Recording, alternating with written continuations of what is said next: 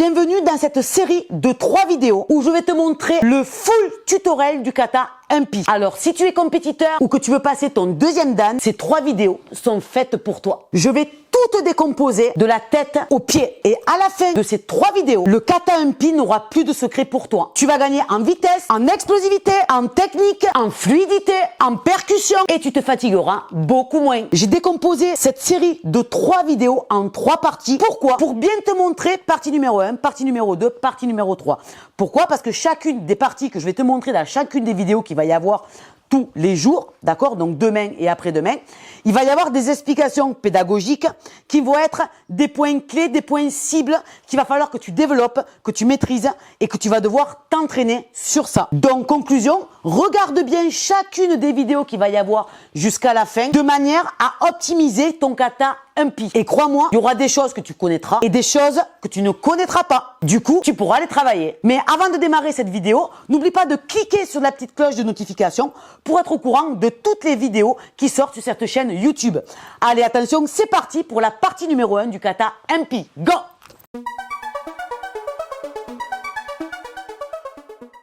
Alors, je pars de la position Yoi. Premier temps, c'est ma jambe gauche qui va venir se rejoindre ma jambe droite, ok?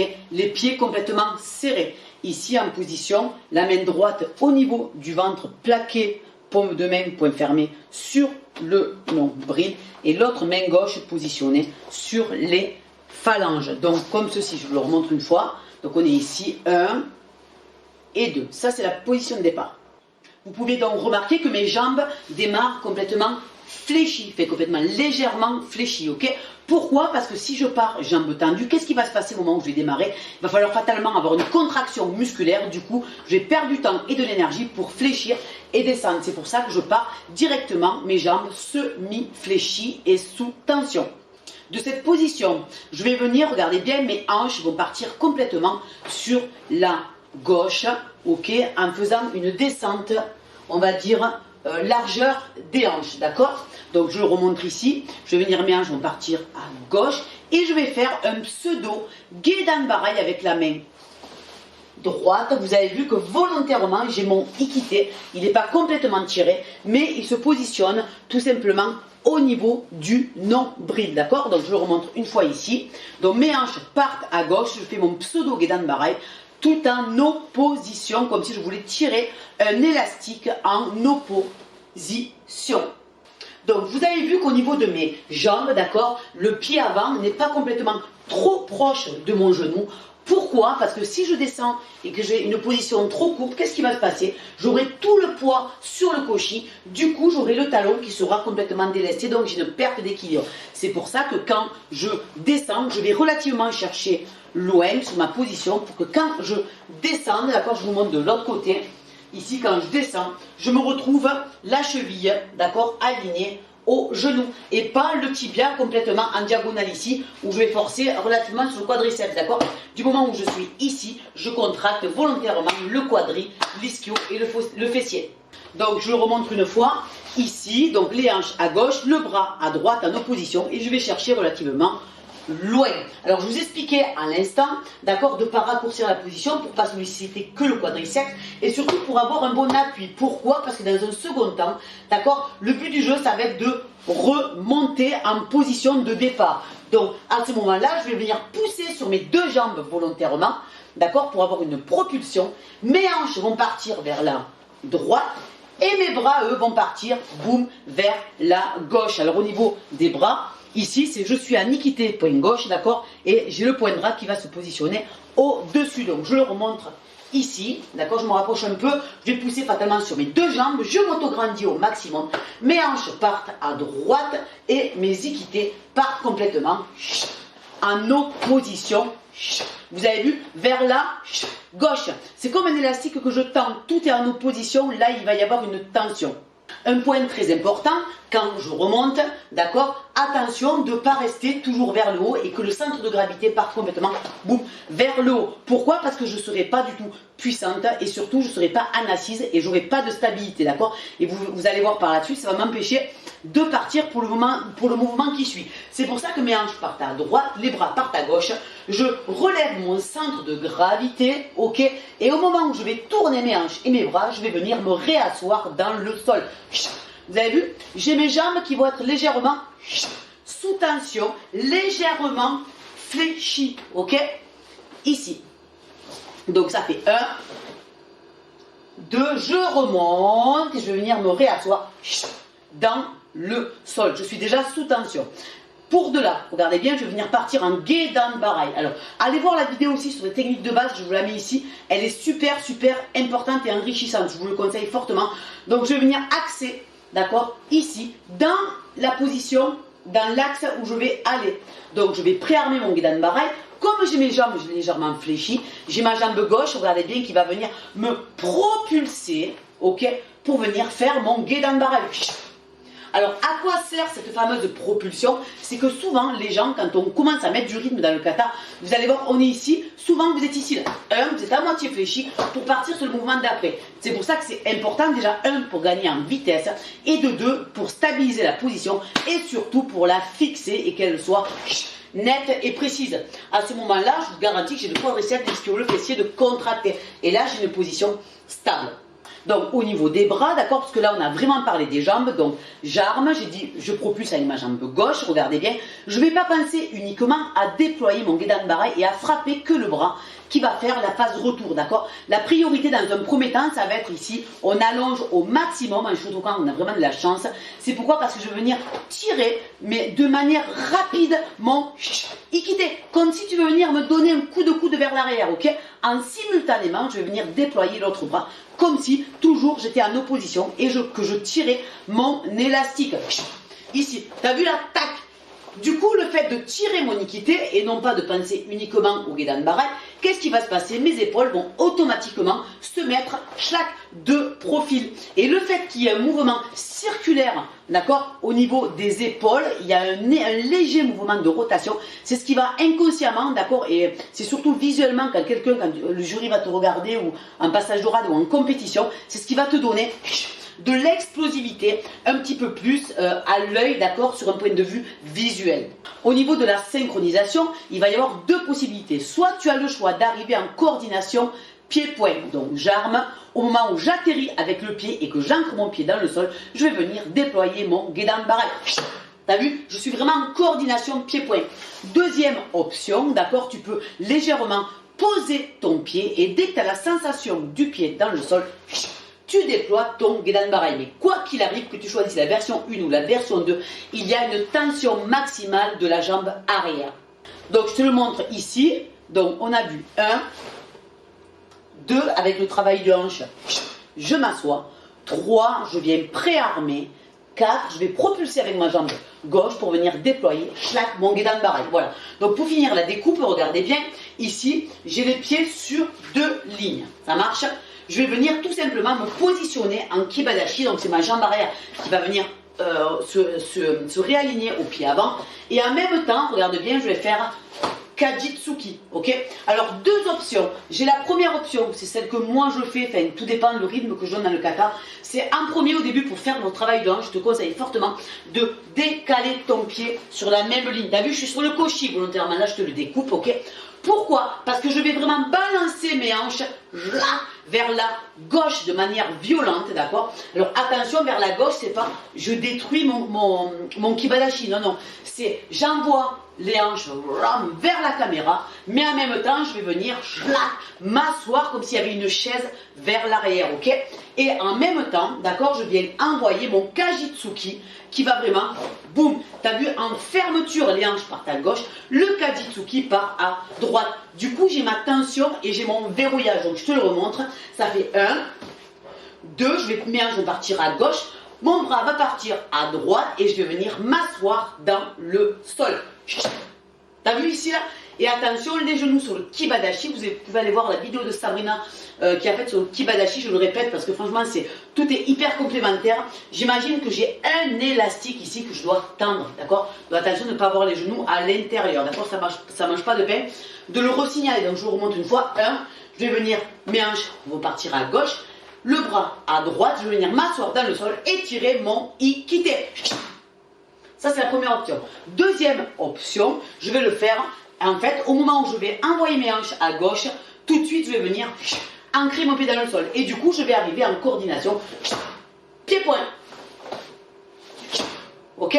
Je te le remontre une fois. Première option, 1, je décale. 2, j'envoie. Deuxième option, j'arrive en coordination. Pied-point. Mais quoi qu'il arrive, j'ai mes hanches qui partent à gauche et mon bras qui part à droite. Et au niveau du bras, donc en fait ici, ça sert à rien d'aller chercher trop loin. Pourquoi? Sinon ça me fait pivoter mes épaules, d'accord, trop loin. Et du coup, regarde, tac, j'ai la hanche qui va pivoter. Du coup, je vais mettre mon genou vers l'intérieur. Donc non, les genoux sont face à la caméra. Le bidou est face à la caméra. La poitrine est face à la caméra avec mon ikite. Et j'ai tout simplement, c'est comme si j'avais un tsuki que je fléchissais. Boum, mon bras. D'accord? Ici, vraiment à la perpendiculaire. C'est une frappe sur cible. Et donc, si tu regardes bien, le bras ne dépasse pas l'axe de mon épaule. Et je m'auto-grandis pour être hyper droite.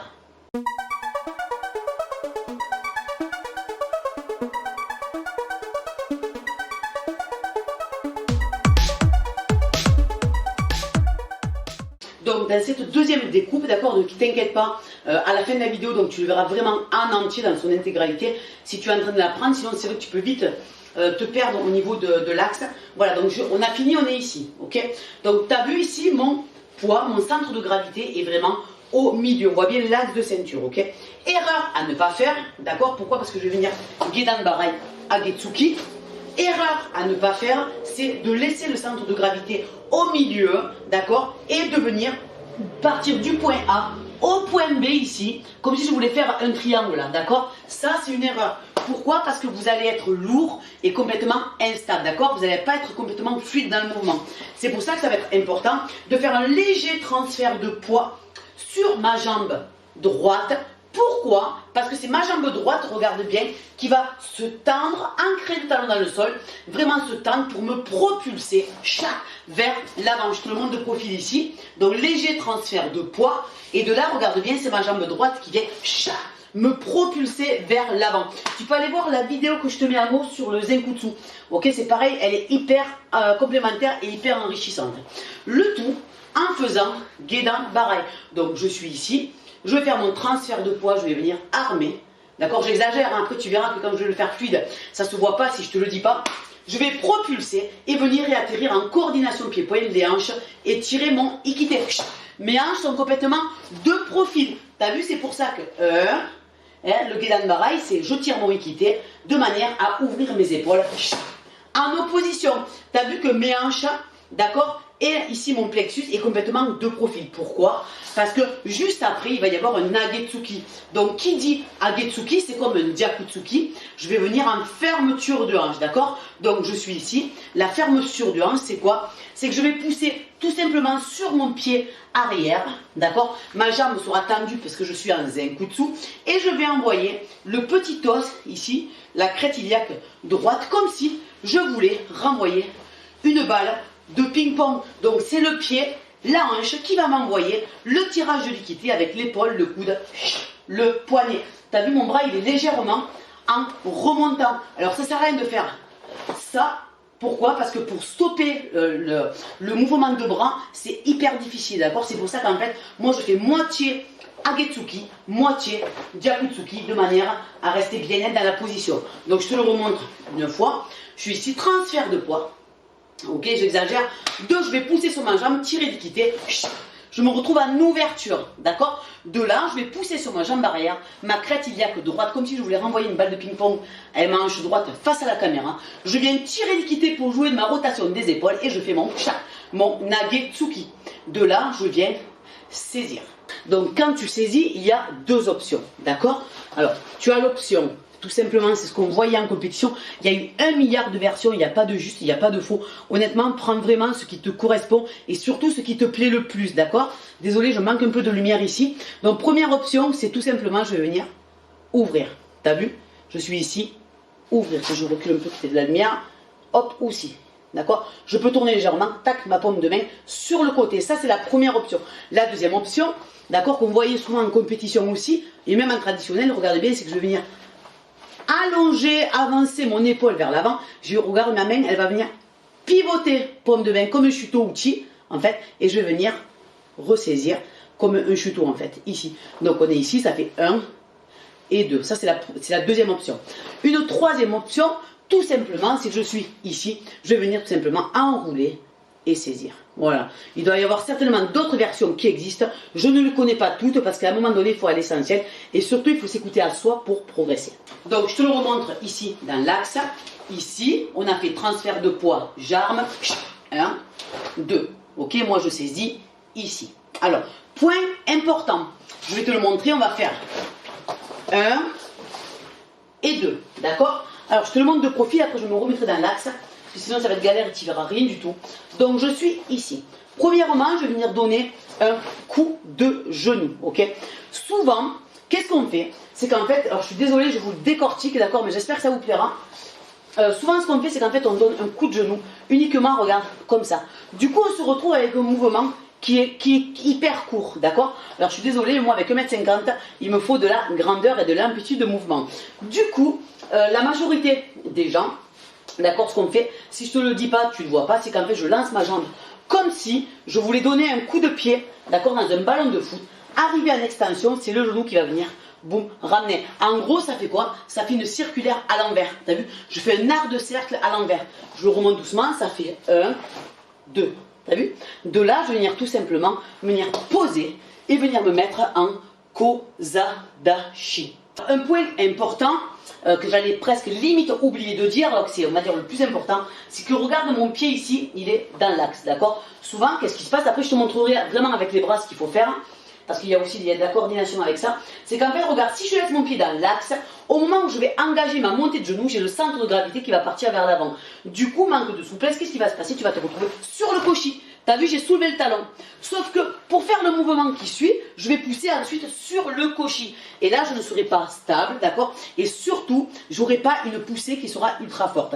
C'est pourquoi c'est important de légèrement ouvrir le pied d'appui, d'accord? Quand tu vas venir monter le genou. T'as vu, ça se fait en même temps. En gros, c'est la dynamique de montée de genou qui va me faire ouvrir, chlac, mon pied d'appui légèrement. Regarde, face à la caméra. Regarde, t'as vu, c'est léger. Ne va pas me faire un truc complètement sur le côté et mettre les hanches complètement de profil, d'accord? Non, non, non. C'est légèrement, c'est comme si limite je faisais un maïgiri, d'accord? Donc ici, je me retrouve là. Au moment où je vais poser, je tends ma jambe, d'accord? Une fois qu'elle est au sol, je vais venir, tac, ramener en Kozadashi, limite le genou contre l'arrière du genou de l'autre, d'accord? Attention de pas trop, hein, c'est comme le kata yen godan, vous pouvez le voir que j'ai décortiqué là, il y a 15 jours. Attention de pas trop rendre la position trop étroite. Pourquoi? Parce que vous n'êtes pas stable, d'accord? Mais éloignez le pied à l'arrière. Pourquoi? Parce que c'est lui qui va vous stabiliser. Je te le montre maintenant avec les bras, ok? T'inquiète pas, après je te le remettrai dans l'axe. Donc on est ici, on a fait notre saisie. Quand je fais la montée de genou, le bras ne bouge pas. Limite, je vais chercher, d'accord, vers l'avant. Donc du coup, je me retrouve avec ma circulaire et l'ouverture du pied, je suis ici. T'as vu? Le bras est vraiment dans l'axe. De là, regarde bien, je vais tendre mon genou comme si c'était le genou, comme si j'avais un poids qui m'amenait par la suite mon corps. T'as vu? Hop là, j'exagère, hein, d'accord? Parce que souvent, ce qu'on voit, c'est et le corps, il reste tout droit, et du coup, vous tombez comme ça, là. D'accord? Ça manque d'amplitude et ça manque surtout de fluidité. Alors, à part si tu es massif, costaud, assez voilà, corpulent et tu es vraiment massif, que là, tu peux avoir de la puissance sur ça, mais moi, c'est pas mon cas. D'accord? Donc, moi, je joue un petit peu plus avec de la finesse technique. Mais attention, le reste n'est pas faux. C'est que moi, je viens poser, d'accord? Ma jambe va amener le corps par la suite. Tac, pour ensuite ramener mon poing. Alors, si je décompose, ça fait 1. Extension, hop, le corps suit, je pose, mes bras n'ont pas bougé. Quand je vais ramener et fixer mon pied arrière en l'ancrant dans le sol avec le cochis, j'ai l'accord liquidé qui va venir tout droit et l'autre main en opposition qui va venir saisir. Et je me retrouve, si je prends l'axe de la caméra, d'accord, ici, 1, donc je pose, le bidou complètement, de face. Ne vous mettez pas en position bowling, directement, prêt à partir pour le mouvement numéro 2, d'accord, c'est 1, je suis bien stable et déterminé, d'accord, et je ne bouge plus, je suis net. Je vais continuer. Donc ici, je vais venir reculer pour faire mon guédan barrage. Je vous le montre ici. Alors, il y a deux options. Soit tu as l'option numéro 1, c'est d'atterrir coordination, pied, point, d'accord. Là, c'est pareil, il faut que tu sois assez petit, stable, trapu, enfin, il faut que tu sois massif de base pour avoir vraiment de la patate quand tu ancres ton pied dans le sol, d'accord. Ça, c'est la première option. Donc, je répète, première option, tu arrives coordination de pied, point, mais quoi qu'il arrive, regarde bien, je viens tirer mon ikité de manière à arriver coordination pied, point. Attention, d'accord, ici, une fois que tu as déployé ton guédan barail, tu as vu, mes épaules ne se retrouvent pas complètement de face, sinon je vais décoller le talon, je vais me casser la figure. C'est pour ça que j'imagine, peut-être je vous montrer par rapport au rideau, j'espère que je ne serai pas trop loin. Le rideau, d'accord, c'est comme si c'était un mur. Eh bien en fait, regarde bien, j'ai le dos complètement collé au mur, je suis complètement ici, d'accord. Si je tourne mes épaules, le mur m'embête, d'accord, je ne pourrais pas le tourner. Donc c'est vraiment le dos collé dans le mur, je suis complètement rectiligne. Je ne sais pas si tu as vu, mais au niveau de mon guédan barail, quand je me suis mis en zenkutsu, tu as vu que les orteils regardent vraiment le mur en face. Au moment où j'ai déployé mon guédan barail, regarde bien, j'ai les orteils qui viennent dans l'axe où je vais venir frapper, où je vais déployer mon guédan barail. C'est l'axe de ma tête. Je ne garde pas le pied ici, ça c'est une grosse erreur.